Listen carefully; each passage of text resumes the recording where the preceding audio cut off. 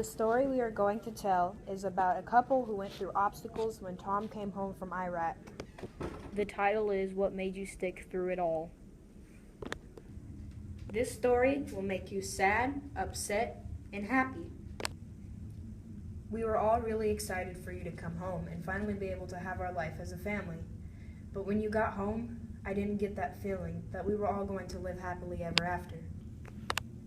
When I got out of the military, subconsciously I pretty much checked out, so I'd say I did give up.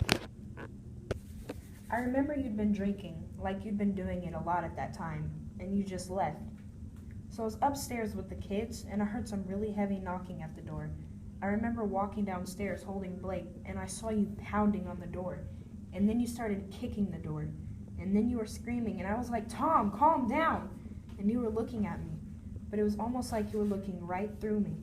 And I called the police, and I just explained to them that something's going on. He's not being himself. What made you stick through it all? I knew that if you got some time to deal with that I would get Tom back. And I think that's what made me stay.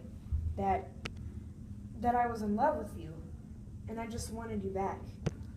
You know, I truly felt like finding the right help for you was a matter of life and death at that point. What do you remember about that day that I came home from rehab? When you left, Blake was 7 months old. And when you came back, he was almost 2. I was really worried about just if you guys would bond. And when we pulled up, you were standing out front, and I walked over there with Blake. And I remember he put his arms out to you and let you hold him right away.